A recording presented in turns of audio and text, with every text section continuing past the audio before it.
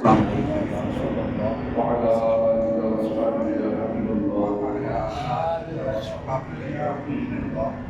صلاۃ والسلام علیک یا نبی اللہ وعلى آلہ وصحبہ یا نور اللہ۔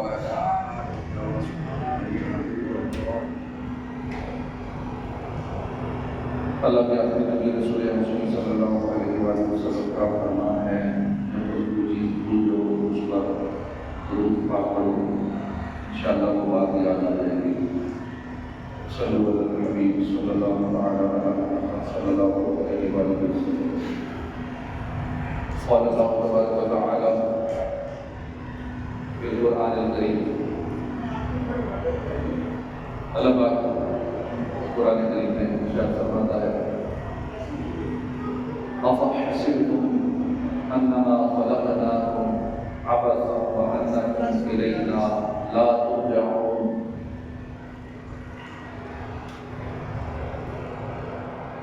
صدق اللہ العظیم وصدق رسولہ النبی الکریم صلی اللہ تعالی علیہ وآلہ وسلم۔ ترجمہ کنز العرفان۔ تو کیا تم یہ سمجھتے ہو کہ تمہیں عبث بنایا، بیکار بنایا اور تم ہماری طرف لوٹائے نہیں جاؤ گے؟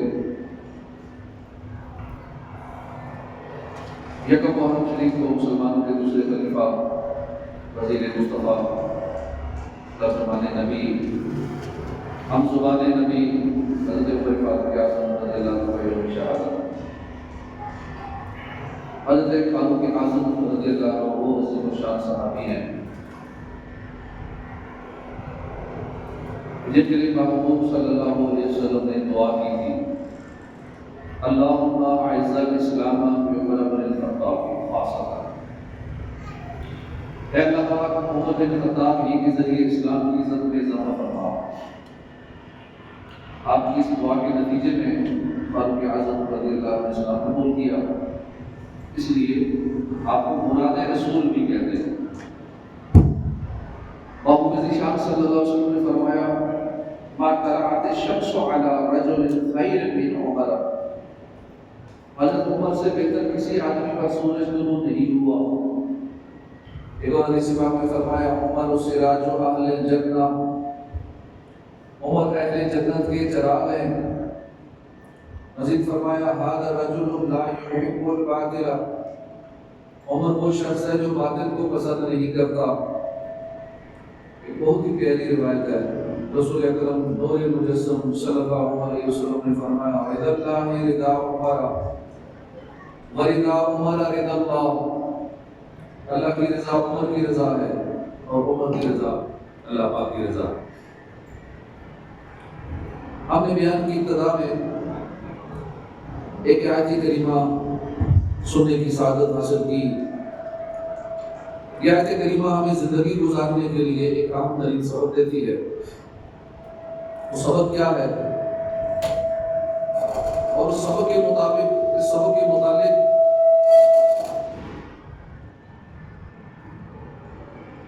فاروق اعظم رضی اللہ عنہ کی سیرت طرح سے ہمیں کیا رہنمائی ملتی ہے، یہ آج ہم سننے کی سعادت حاصل کریں۔ آئیے پہلے آیت کریمہ کو سمجھ لیتے ہیں۔ اللہ پاک نے فرمایا افحسبتم انما خلقناکم عبثا وانکم الینا لا ترجعون، تو کیا تم یہ سمجھتے ہو کہ ہم نے تمہیں بیکار پیدا کیا اور تمہیں ہماری طرف پھرنا نہیں ہے؟ یہ بہت گہرا سوال ہے جو قرآن ہم سے پوچھ رہا ہے۔ تمہیں عبث پیدا کیا گیا، تم یہ سمجھتے ہو کہ عبث جو ہے بہت اہم لفظ ہے، اس کے معنی میں گہرائی ہے۔ انگلش میں اس کو پرپز لیسنس کہتے ہیں، یعنی ایسا کام جس کا کوئی مقصد نہ ہو، بے مقصد۔ ہمارے گھروں میں جیسے بچے کھیلتے ہیں تو یہ بس نہیں ہے، کیونکہ ان کی نشو و نما ہوتی ہے، اس میں ایکسرسائز ہوتی ہے، صحت مندی کا پہلو ہے۔ مثال کے طور پہ ایک آدمی نے گاڑی نکالی، 5000 کا پیٹرول ڈلوایا، بس گھومتا ہی رہا، نہ کوئی خریدا نہ کوئی اور کام کیا، بس گھوم پھر کے واپس آ گیا، پیٹرول چلا دیا 5000 کا۔ اب یہ عبث بے مقصد گھومتا پھرتا آپ سے پیٹرول ضائع کیا، تو اس کو عبث کہیں گے کہ جس کام کا کوئی نتیجہ نہیں، بالکل میننگ لیس، پرپز لیس، بے مقصد، تو یہ ہے عبث۔ اب قرآن ہم سے پوچھ رہا ہے کہ تم کیا یہ سمجھتے ہو کہ تم ایک عبث پیدا کیا، بیکار پیدا کیا، کہ تم بس دنیا میں آئے، جیتے رہے، مر گئے، بس مٹی میں دفن ہو جاؤ گے، اس کے بعد کہانی ختم ہو جائے گی؟ تو یہی مقصد تھا۔ وَأَنَّكُمْ إِلَيْنَا لَا تُرْجَعُونَ، اور کیا تم ہماری طرف لوٹائے نہیں جاؤ گے؟ کیا تم نے پلٹ کر واپس نہیں آنا؟ اللہ کے حضور اپنے لمحے لمحے کا حساب نہیں دینا؟ نہیں، ایسا نہیں۔ اس کائنات میں اصل تم انسان ہی تو ہو کہ جس کو با مقصد پیدا کیا گیا، بامعنی مخلوق بنایا گیا تمہیں۔ باقی یہ جو ساری مخلوقات ہیں، پہاڑ ہے، دریا ہے، ستارے ہیں، گلیکسیز ہیں، جو کچھ بھی ہے، درخت، درند، چاند، سورج، ستارے، یہ سب کچھ تو انسان کی خدمت کے لیے پیدا کیا گیا ہے۔ اور اے انسان، تجھے اصل بامعنی پیدا کیا گیا ہے، تجھے اپنے لیے پیدا کیا گیا ہے، تجھے عبادت کے لیے پیدا کیا گیا ہے۔ تو اصل معنویت یہ انسان کے اندر رکھی گئی ہے۔ تم ہی تو ایک راز ہو سینہ کائنات میں۔ یہ جو آیت کریمہ جو آج کا ہمارا موضوع ہے، یہ بھی جھنجھوڑ رہی ہے کہ تم بے مقصد نہیں ہو، محض جینے کے طور پر جیتے نہ رہو۔ اب ماں بدولت 25 سال کے ہو گئے، اب 30ویں سال گرا ہے، اب 60 سال کے ہو گئے، اب جناب وفات پا گئے۔ ایسے نہ ہو، بلکہ تمہاری زندگی با مقصد ہو، اور اس زندگی کو با مقصد بنا کر ہی جیو۔ اس کو ڈیزائن میں ایسے کرو، جب ہو ہی تو مقصد کے لیے، تو میننگ لیس نہیں ہو، تو جب ہو ہی با معنی با مقصد، تو پھر اس کو ڈیزائن بھی ایسے ہی کرو نا، با مقصد کیوں بیکار زندگی گزار رہے ہو؟ آج کے دور میں there are 3 big crises in our society۔ ہمارے معاشرے کے اندر جو 3 بڑے بحران ہیں اس وقت، جن سے ہماری اکثریت اور بالخصوص نوجوان نسل ہماری اس سے شکار ہے، اس سے دوچار ہے۔ پہلا ہے پرپز لیسنس، بے مقصدیت۔ دوسری ہے میٹیریلسٹک ریس، ایک نمائش کی دوڑ لگی ہوئی، ہر چیز میں دکھاوا، دوسرے سے کمپٹیشن لگا ہوا ہے دنیاوی معاملات میں۔ حالانکہ کمپٹیشن تو نیکیوں میں ہونا چاہیے، اس میں نہیں ہے۔ جہاں ریس ہونی چاہیے وہاں نہیں ہے، جہاں نہیں ہونی چاہیے وہاں ہے۔ پرپز لیسنس، میٹیریلسٹک ریس، اور تیسری ہے سیلف رائٹسنس، خود فراموشی، اپنے آپ کو بلا کے باقی ہر طرف توجہ ہے، اور توجہ نہیں تو اپنی طرف نہیں۔ یہ 3 بحران ہیں، یہ 3 بگ کرائسس ہیں جو ہماری زندگی کو عبث کر دیتے ہیں، بیکار کر دیتے ہیں، بے مقصد کر دیتے ہیں۔ آیت کریمہ ہم سے تقاضا کرتی ہے کہ یہ تینوں باتیں ہمارے اندر نہ ہوں، تاکہ ہماری زندگی عبث نہ ہو، ہماری زندگی بیکار نہ رہے۔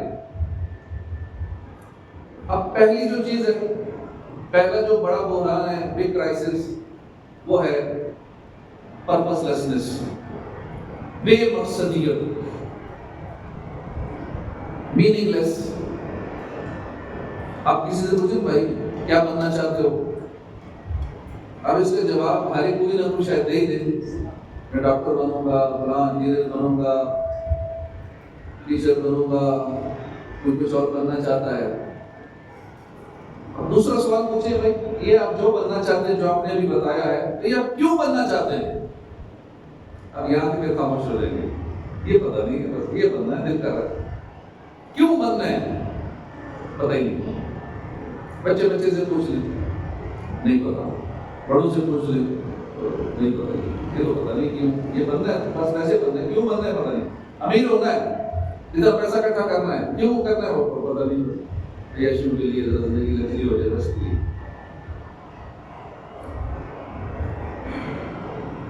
تو بیٹھے بیٹھے دل میں آپ اپنے آپ سے سوال کیجئے کہ میں زندہ کیوں ہوں. شاید ہمارے پاس ایک ہی جواب ہوگا, اس لیے کہ ابھی تک ملک الموت علیہ السلام نہیں ہے اس لیے زندہ ہے.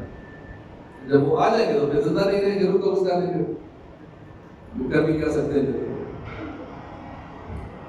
یہ چوٹ کرنے کے لیے اس کا ہوں. ویسے تو جب ملک الموت علیہ السلام تشریف لائیں گے تو جانا ہی پڑے گا, اپنی مرضی نہیں چلے گی. باقی ہمارے پاس زندگی میں عموماً کوئی مشن نہیں ہوتا, کوئی مقصد نہیں ہوتا. یہ ایک بڑا مسئلہ ہے. حضرت فاروق اعظم کی سیرت پاک کی روشنی میں اس کا حل دیکھیے. ابھی فاروق اعظم رضی اللہ عنہ نے اسلام قبول نہیں کیا تھا. اس سے پہلے پیارے آقا نے دعا کی, اللہم اعز الاسلام بِأَحَبِّ هَذَيْنِ الرَّجُلَيْنِ إِلَيْكَ بِأَبِي جَهْلٍ أَوْ بِعُمَرَ بْنِ الْخَطَّابِ. اے اللہ پاک, یہ دو بندے, ایک ابو جہل ہے اور ایک عمر بن خطاب ہے. یا اللہ ان دونوں میں سے جو تیرا محبوب ہے, ان دونوں میں سے ابو جہل عمر بن خطاب میں سے جو تیرا محبوب ہے اس کے ذریعے اسلام کو غلبہ عطا فرما. ابھی ایک دن بھی نہیں گزرا تھا کہ فاروق اعظم نے اسلام قبول کر لیا.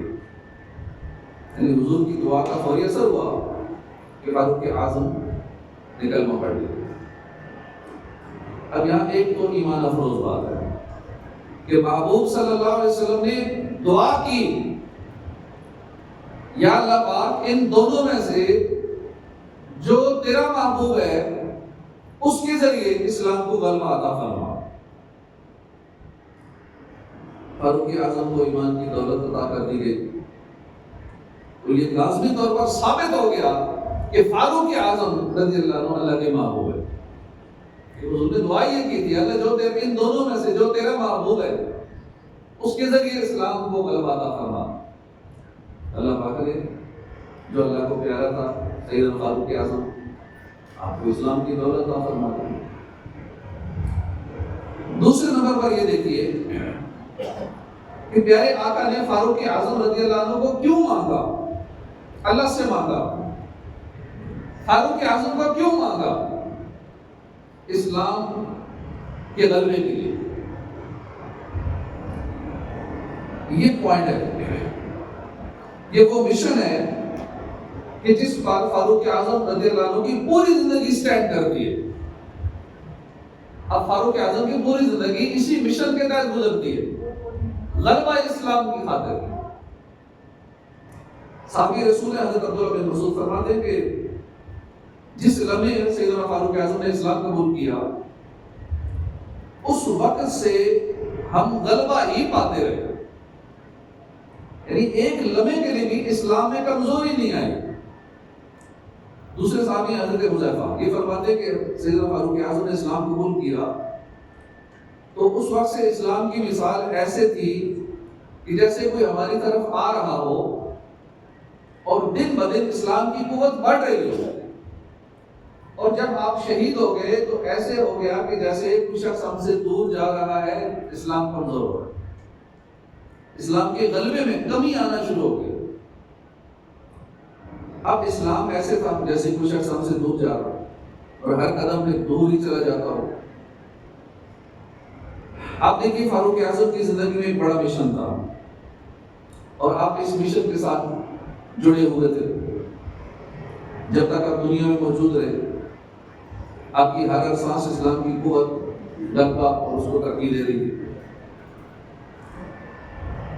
آپ کو کیا لگتا ہے کہ جب ہم بازار سے کوئی بلب خرید کر گھر میں لاتے ہیں, بٹن دباتے ہیں, بلب روشنی دینے لگتا ہے, کیا یہ معاملہ بھی ایسی تھا کہ فاروق اعظم کو لا کر مسلمانوں کے بیچ میں کھڑا کر دیا, اسلام کو غلبہ مل گیا, جو ہی ہٹایا اسلام ختم ہو گیا؟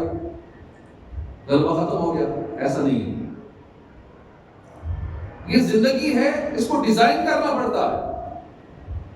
حضرت فاروق اعظم نے جب کلمہ پڑھا تو اسی لمحے آپ نے اسلام کے غلبے کے لیے کوشش شروع کر دی،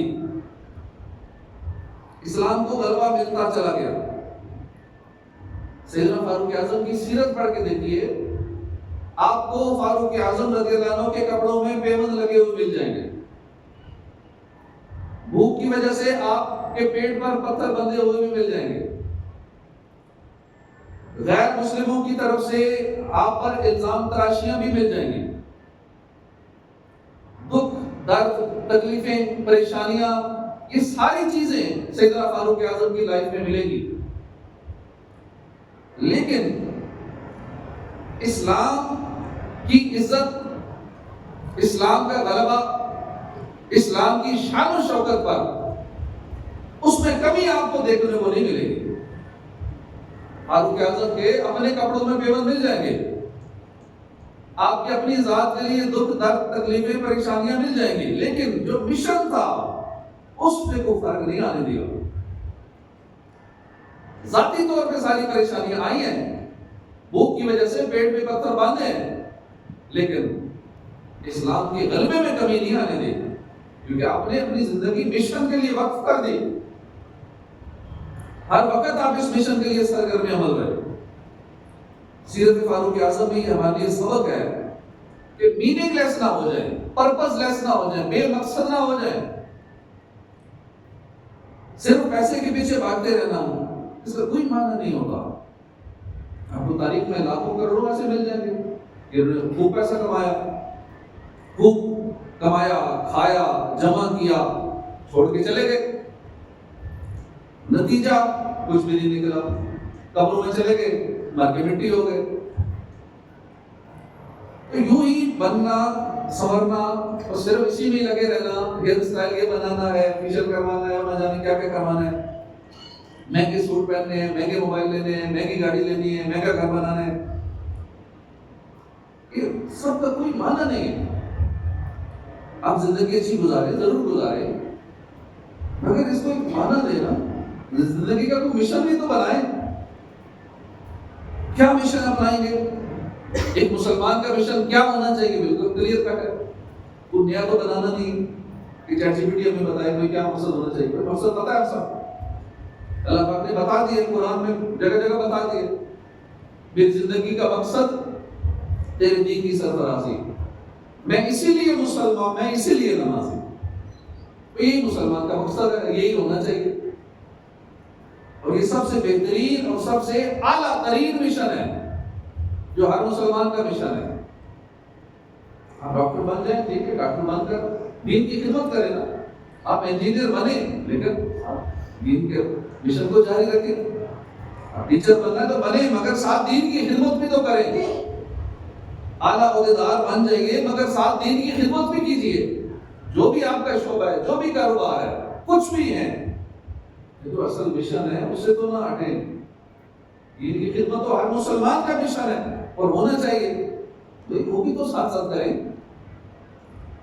آپ مزدور بن سکتے ہیں، مزدور بنے، افسر بن سکتے ہیں، افسر بنے، جو بننا ہے جیسے زندگی گزارنی گزاریے، لیکن اپنے مشن کو نہ بھولیے، اپنے دنیا میں آنے کے مقصد کو نہ بھولیے۔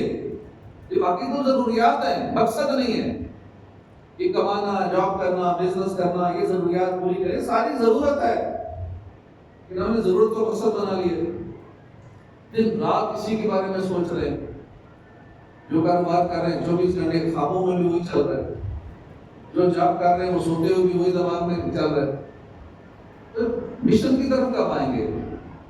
اپنے مقصد کی طرف کب آئیں گے جس کے لیے ہم دنیا میں آئے، جس کے لیے پیدا کیا گیا؟ تو ہمیں اپنے مشن کے تحت زندگی گزارنی ہے۔ اس لیے قرآن پاک نے فرمایا کہ تم کیا سمجھتے ہو ہم نے تمہیں عبث بنایا، ہم نے تمہیں بیکار بنایا، تمہیں میننگ لیس بنایا، پرپز لیس بنایا؟ نہیں، تمہیں ایک مقصد کے تحت پیدا کیا گیا۔ وَمَا خَلَقْتُ الْجِنَّ وَالْإِنسَ إِلَّا لِيَعْبُدُونِ، تمہیں تو عبادت کے لیے پیدا کیا گیا، اور اس کے بعد کیا ہوگا؟ تمہیں ہماری طرف لوٹنا ہے، تم ہماری طرف پھر لوٹائے جاؤ گے، زندگی گزارنے کے بعد ہماری طرف لوٹائے جاؤ گے۔ جو لوگ بے مقصد زندگی گزارتے ہیں نا، people with a clear sense of purpose are healthier, happier and live long life۔ جن کی زندگی کا مقصد مشن کلیئر ہوتا ہے نا، بالکل خوش رہتے ہیں، صحت مند بھی ہوتے ہیں، اور اچھا ٹائم گزرتا ہے ان کا، انجوائے کرتے ہیں۔ Life without purpose often leads to frustration, emptiness۔ بالکل زندگی میں اخلاء آ جاتا ہے، فرسٹریشن ہوتی رہتی ہے، کوئی مقصد نہیں ہوتا، مقصد کو بنائے بیٹھے ہوتے ہیں۔ وَمَا خَلَقْتُ الْجِنَّ وَالْإِنسَ إِلَّا لِيَعْبُدُونِ۔ جس مقصد کے لیے ہم بنے ہیں، عبادت کے لیے پیدا کیے، عبادت وہ کام تو کر دے، باقی سارے کام کر رہے ہیں، جو اصل کام تھا وہ نہیں کر رہے۔ اللہ پاک قرآن کریم میں فرماتا ہے ان تنصروا اللہ ینصرکم، اگر تم دین خدا کی مدد کرو گے اللہ تمہاری مدد کرے گا۔ دوسرے مقام میں فرمایا وَلَيَنْصُرَنَّ اللَّهُ مَن يَنْصُرُهُ، اور بے شک اللہ اس کی ضرور مدد کرے گا۔ کس کی مدد کرے گا؟ جو اس کے دین کی مدد کرے گا۔ کیسی یہ امید بھری آیات ہے۔ اللہ پاک نے یہ نہیں فرمایا کہ کس کام میں مدد کی جائے گی، بھائی فلاں چیز میں مدد کی جائے گی، مطلقاً فرما دی بس مدد کی جائے گی۔ جو بھی اللہ کے دین کی مدد کرے گا اس کی مدد کی جائے گی۔ تو دین کے خادم بن جاؤ، اللہ تمہاری مدد فرمائے گا۔ تو جو بھی مشکل ہو، جو بھی پریشانی ہو، بے روزگاری ہے، پریشان حالی ہے، تندرستی ہے، بیماری ہے، ابو بیمار، امی بیمار ہے، گھر میں کوئی بیمار ہے، بچے بیمار ہیں، قبر و آخرت کے معاملے کا خوف ہے، جنت کی طلب ہے، جو تم چاہتے ہو وہ ہو جائے گا، تمہاری مدد ہوگی۔ شرط یہ ہے کہ تم دین خدا کے مددگار بن جاؤ، پھر ہر چیز میں تمہاری مدد ہوگی، جو تم چاہو گے وہ ہو جائے گا۔ اللہ پاک غیب سے تمہاری مدد فرمائے گا، لیکن تم دین کے خادم بن جاؤ۔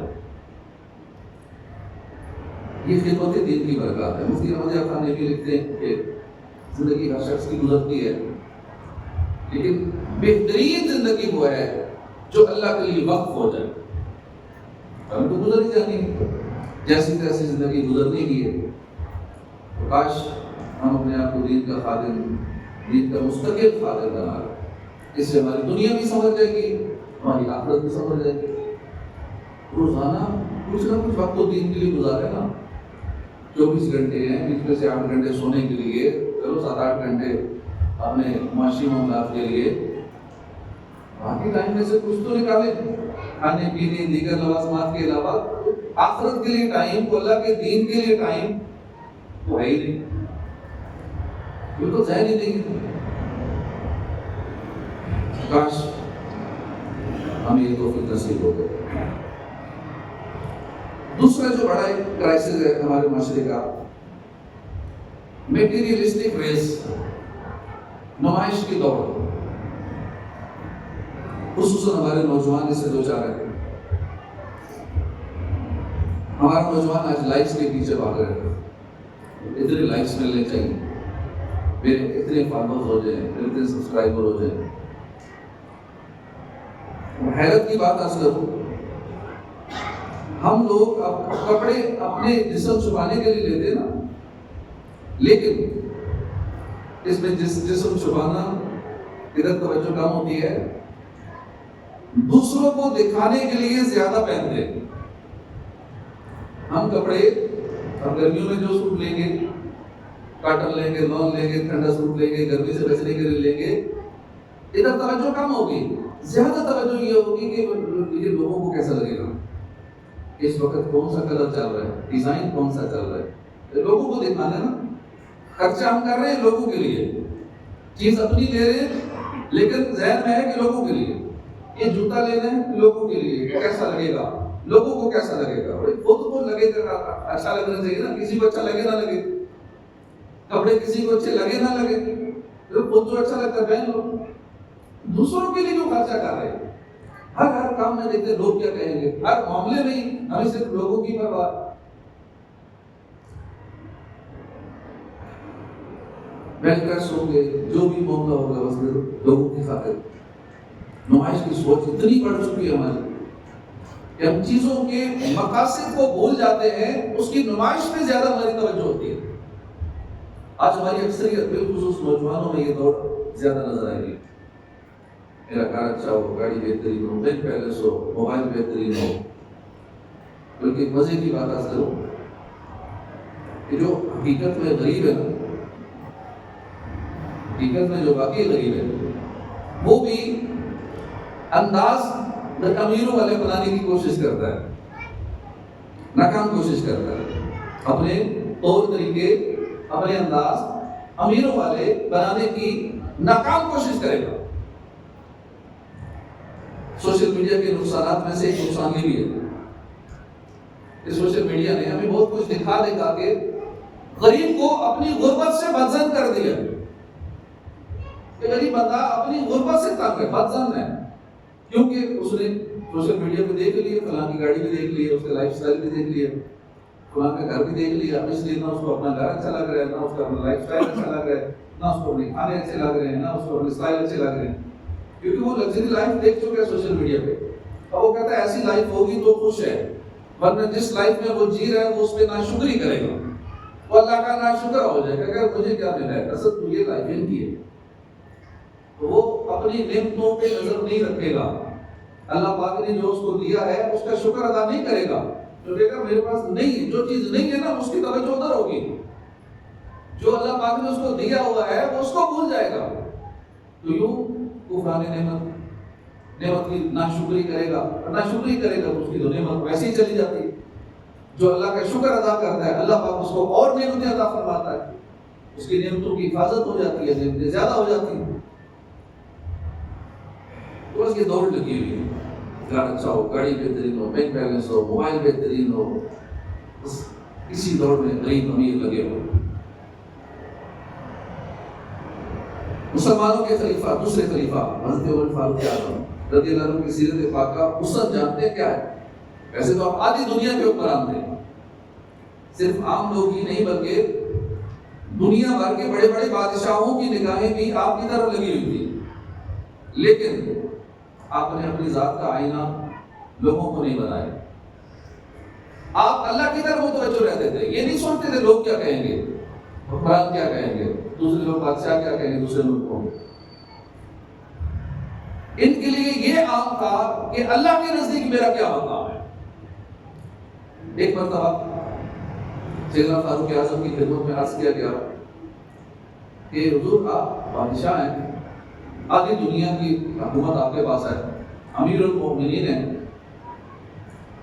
آپ کے ہاتھ پر کیسر و کسرا جیسی سپر پاورز ان کو شکست ہوئی ہے، آپ ان کے بھی فاتح ہیں، گزارش یہ ہے کہ تھوڑا سا اپنا لائف سٹائل چینج کر دیں، ذرا لباس وغیرہ اپنا بدل لیں، اچھا پہنا کریں، پتہ لگے بادشاہ آدھی سلطنت آدھی دنیا بھی حکومت ہے، تو آپ نے کپڑے کیسے پہنے ہوتے، پیمن لگا ہوتا ہے، جوتے سادہ، کپڑے سادہ، لائف سٹائل سادہ، ایسے درخت کے نیچے اینٹ نیچے رکھ کے تکیے بنا کے سو جاتے تھے۔ اس وقت کے حکمرانوں کی انداز دیکھیں، حکمران تو دور کی بات ہے، کوئی چھوٹا سا عہدے دار، چھوٹا سا کو 22ویں گریڈ کا آفیسر، کوئی چھوٹا سا کسی ایریے کا تھوڑا جس کو سیٹ مل جائے، اس کے لائف سٹائل بدل جاتے ہیں، سوچ بدل جاتی ہے، انداز بدل جاتے ہیں، اور یہ کون ہے؟ یہ آدھی دنیا کے حکمران ہیں، کپڑوں کو پیمن لگے ہوئے، بھوک کی وجہ سے پیٹ میں پتھر بندھے ہوئے، اینٹ کا تکیہ بنا کے درخت کے نیچے سو جاتے، کوئی پروٹوکول نہیں ہے، سادہ سی زندگی ہے۔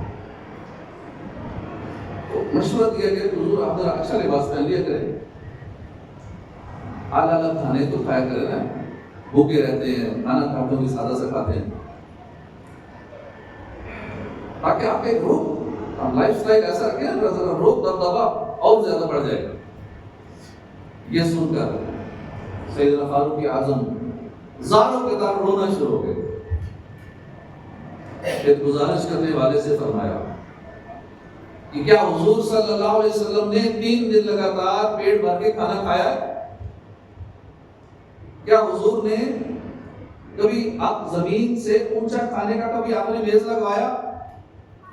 سرکار صلی اللہ علیہ وسلم زمین پر بیٹھ کر کھانا کھاتے تھے، زمین سے 1 فٹ اونچا میز بھی نہیں بنوایا، ہمارے تو 2.5 فٹ 3 فٹ اونچے بھی ہوتے ہیں، ڈائننگ ٹیبل ہوتا ہے، بہترین کرسی ہوتی ہیں، 1,00,000 روپے لگا کے ایک بڑا سا ایک سیٹ آتا ہے، $1,50,000 سے اسٹارٹ ہوتا ہے.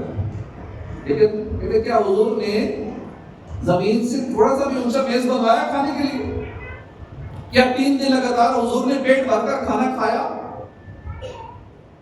مزید فرمایا کہ میرے علم میں ہے کہ اللہ کے نبی صلی اللہ علیہ وسلم نے ہمیشہ اون کا جبہ پہنا، ایسا لباس پہنتے تھے، کھردرا لباس ہوتا تھا کہ جسم پہ نشان بن جاتے تھے. آپ صلی اللہ علیہ وسلم کا تکیہ کھجور کی چھال بھری ہوئی تھی اس کے اندر. آپ کا بستر ایسا تھا، چارپائی ایسی تھی کہ جسم پہ نشان بن جاتے تھے. جس طرح ہماری لگژری لائف چل رہی ہے نا، نرم نرم گدوں پہ سوتے ہیں، بہترین پنکھے لگے ہوئے ہیں، اے سی لگے ہوئے ہیں، لگژری لائف ہے، ہم اس پہ بھی خوش نہیں ہیں. پھر بھی اللہ سے گلے شکوے ہیں. جو نہیں ہے بس اس پہ نظر ہے، جو اللہ نے دیا ہوا ہے اس پہ توجہ نہیں ہے کہ اللہ نے بے شمار بادشاہوں سے بڑھ کے نعمتیں دے رکھی ہیں. اس وقت کا ایک عام بندہ سوچے نا کہ یہ پنکھے کی سہولت کیا پہلے دور کے بادشاہوں کو تھی؟ وہ پنکھا یوں چلتے رہتے تھے، 2 بندے کھڑے ہو گئے. اور آج کل ہر بندہ بادشاہوں سے اچھی لائف گزار رہا ہے.